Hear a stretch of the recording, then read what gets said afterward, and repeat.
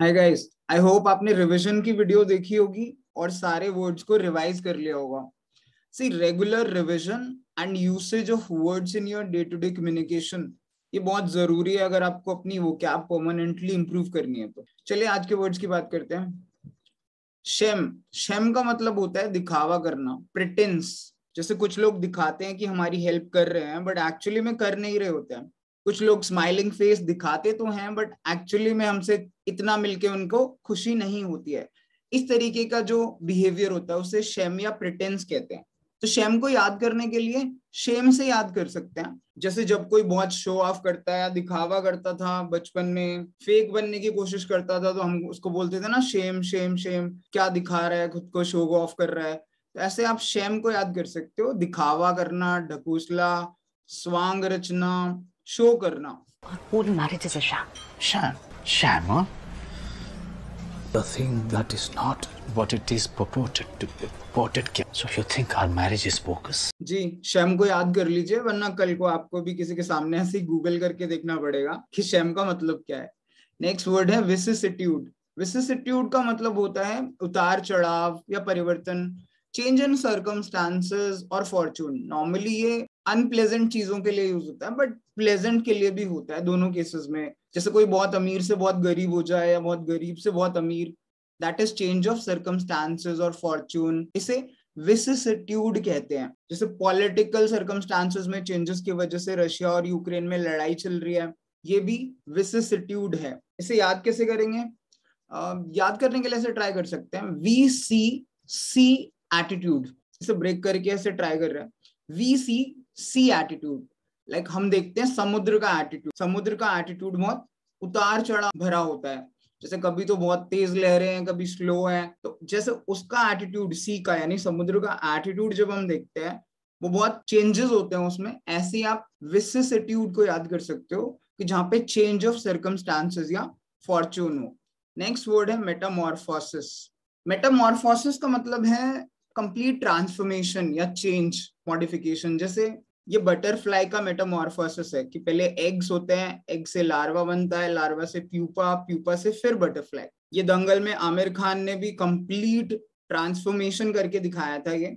इसे भी मेटामॉर्फोसिस कहते हैं। जैसे एक ओल्ड एज का कैरेक्टर और एक यंग का जिसमें बिल्कुल अलग ही बॉडी थी, सो दैट वाज मेटामॉर्फोसिस। इसे याद कैसे करेंगे? इसे रूट वर्ड से ट्राई कर सकते हैं। मेटा, मेटा का मतलब होता है चेंज। जैसे मेटाफिजिकल, मेटाफिजिक्स, मेटा का मतलब है चेंज। एंड मॉर्फी का मतलब होता है फिजिक या बॉडी, यानी change in your body. Meta मतलब चेंज, मॉर्फी या मॉर्फोसिस का मतलब है शेप या बॉडी, यानी शेप या बॉडी में complete change, that is Metamorphosis, पूरा काया पलट हो जाना।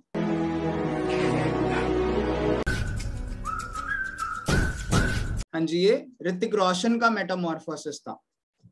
नेक्स्ट वर्ड है पेनिशिया। पेनिशिया होता है रामबाण औषधि, यानी अचूक दवाई। जैसे नॉर्मली संजीवनी बूटी भी कहते हैं। रामायण में जैसे हनुमान जी संजीवनी बूटी लेकर आ गए थे हिमालय से लक्ष्मण के लिए, ऐसे ही पेनिशिया होता है। डे टू डे लाइफ में हम जैसे हल्दी का दूध होता है उसे पेनिशिया कहते हैं कि ये रामबाण औषधि है। आप डेली या एक दो दिन बीच में छोड़ भी सकते हैं। रोज रात को सोने से पहले हल्दी वाला दूध पीजिए, इससे आपकी रेजिस्टिविटी बहुत ज्यादा स्ट्रांग हो जाएगी। या बचपन में हमें तो चोट भी लगती थी तब भी हल्दी वाला दूध पी लेते थे और उसी से ठीक हो जाते थे। That is panacea. पेनिशिया को याद करने के लिए इसको भी रूट वर्ड से याद करने की कोशिश करते हैं। Pan plus Asia, panacea. Pan होता है ऑल या कंप्लीट। जैसे पैन इंडिया होता है, गवर्नमेंट जॉब्स में ऐसे बोलते हैं ना कि आपको पैन इंडिया में पोस्टिंग मिल सकती है, यानी इंडिया में कहीं भी, कंप्लीट इंडिया, ऑल। तो पैन का मतलब होता है ऑल या कंप्लीट। ये जो एशिया है ये बेसिकली एकॉस से बना है, AKOS। एकॉस होता है क्योर, यानी पैन मतलब ऑल, क्योर, एकॉस मतलब क्योर, यानी हर चीज का इलाज। That is panacea, remedy of all diseases. आप ऐसे पेनिशिया को याद कर सकते हैं। नेक्स्ट वर्ड है एबरेशन। एबरेशन का मतलब होता है डेविएशन या एनोमली, यानी कोई भी ऐसी चीज, फिनोमिना या इंसान जो नॉर्मल लोगों से या चीजों से हटकर हो, दैट इज एबरेशन, यानी डेविएशन फ्रॉम नॉर्मेलिटी। इसे याद करने के लिए आपको याद है हमने रूट वर्ड्स में एब किया था, AB, एब। एब का मतलब होता है अवे, अवे फ्रॉम समथिंग। एब मतलब अवे। एरेशन मतलब एरर्स से, यानी वो जो एरर्स से दूर रहे, यानी कभी एरर ना करे। एक कोट होता है ना, टू एयर इज ह्यूमन, यानी इंसान तो गलतियों का पुतला है। तो उससे आप याद कर सकते हो कि एबरेशन, एबरेशन मतलब एब मतलब अवे, एरेशन एरर से अवे, यानी वो इंसान जो एरर से भी अवे हो। ऐसा कोई पॉसिबल है कि जो गलती ही ना कर सके? ऐसा तो इंसान साधारण तो होगा नहीं।